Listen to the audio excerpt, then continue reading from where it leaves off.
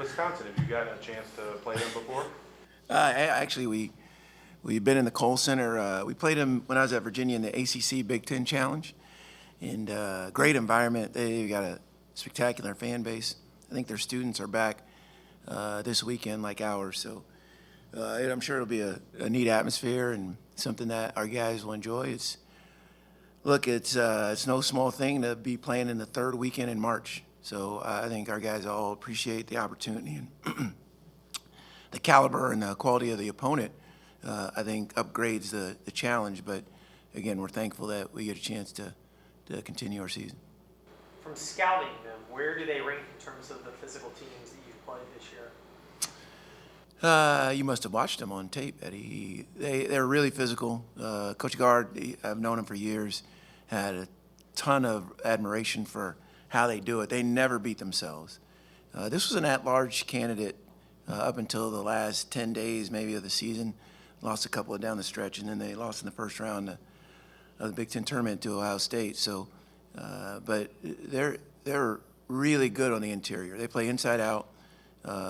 Kroll, if you didn't see, had, I think 36 the other night against a really good Bradley team who's very good defensively. We know that firsthand. But they have other guys that post. Wall's tough down there. I don't know how to pronounce his name, but number 11, who's a transfer from Wofford, he's a dog. Gilmore off the bench.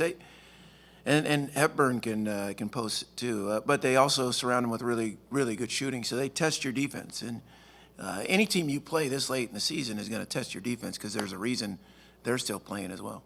Your team's had a lot of road tests this year. Alabama, Oral Roberts, the 2 Kennesaw games.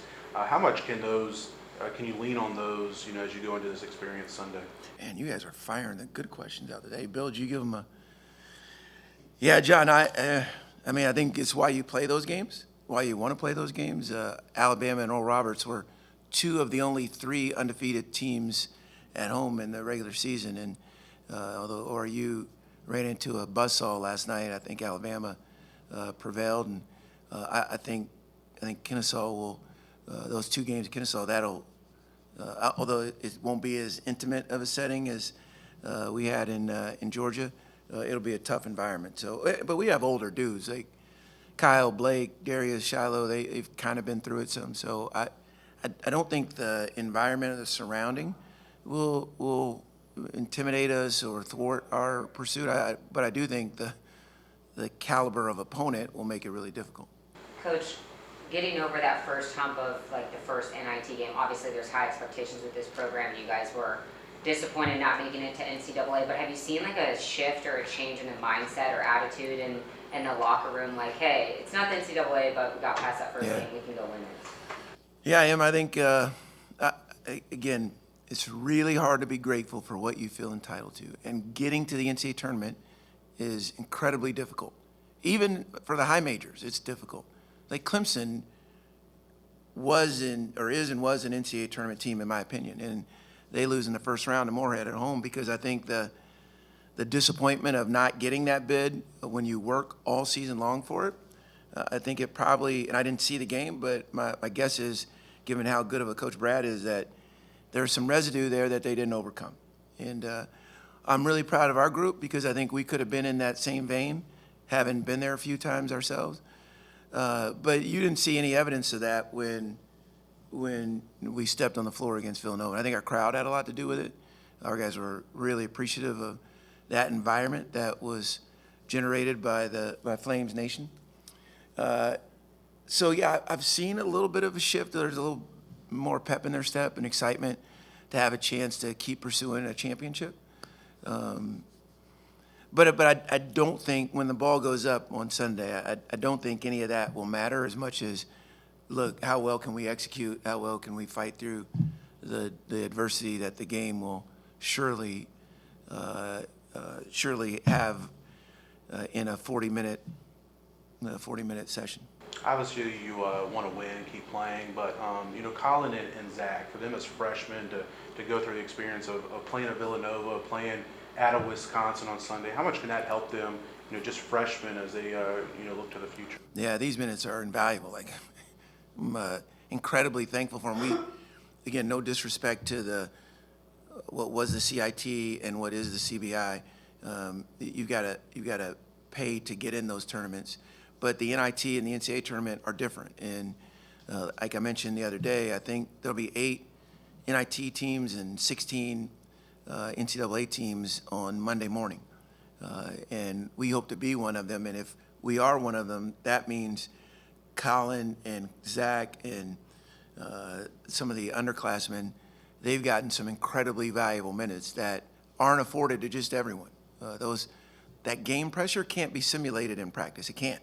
You can do all you want, play 6 against 5, put on the different apparatuses that'll make it hard for your offense or your defense, but nothing like when the popcorn's smelling and you turn it over, or you shoot an air ball and the crowd's on you and they're chanting, or like, there's nothing like that.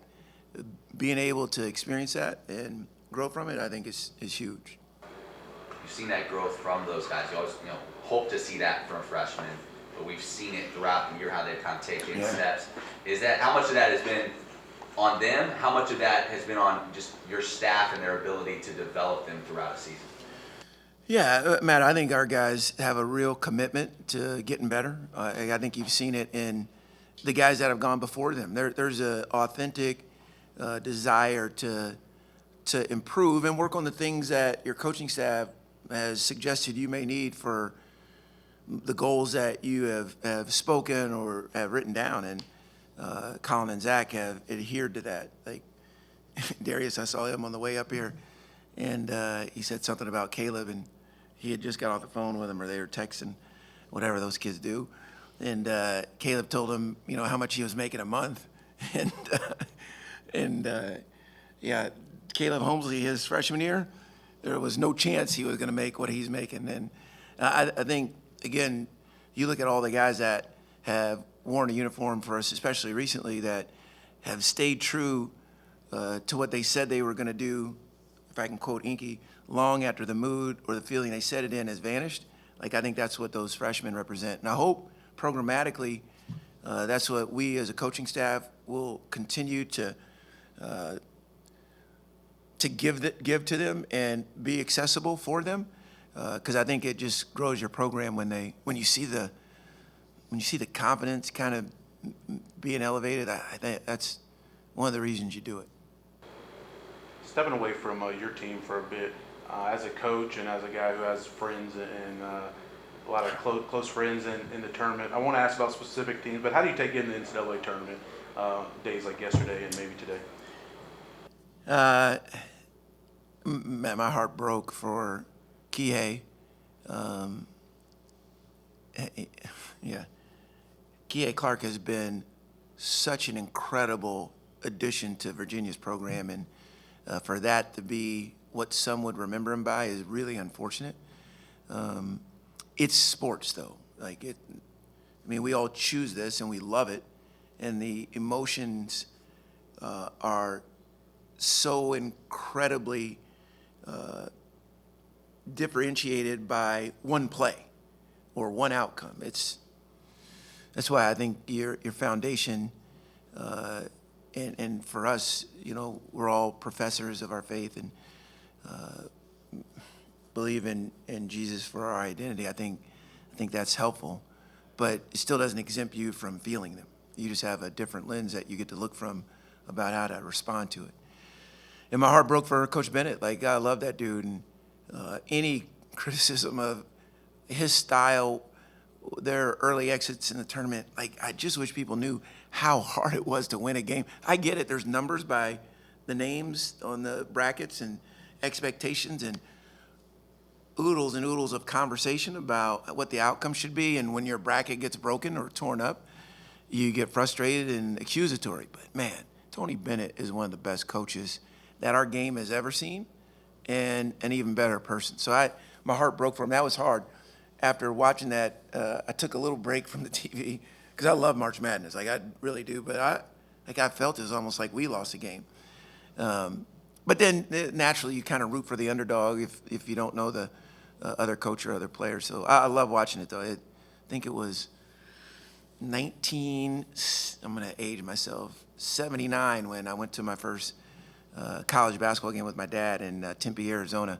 My mom and dad were divorced, so he flew us out there, and we got a chance to see Cal State Fullerton, USF, ASU, and someone else. And Cal State Fullerton won the regional. They were massive underdogs. And since then, I've always wanted to wear that underdog hat and see if we couldn't do something special as well. Obviously, you've got familiarity with the Bennett family philosophy, and Wisconsin's got roots in that. What's similar about what they do now to that? What has differed over the various coaching changes? They don't beat themselves. They won't turn it over. Bo Ryan was renowned for the swing offense. Coach Gard runs a version of that, motion concepts, inside-out basketball. Really hard to play against defensively. They don't run a ton or offensive rebound a ton because they, like a Bennett staple, you have to play against a set defense. That doesn't mean to say they won't be opportunistic and first side shoot a three or take numbers. Every good team does that. But they play together selflessly. It's a hard playing group, not unlike Villanova. They've got a belief that they're going to win the game. So difficult challenge, and we expect it. And again, you're going to get that when you're playing this late.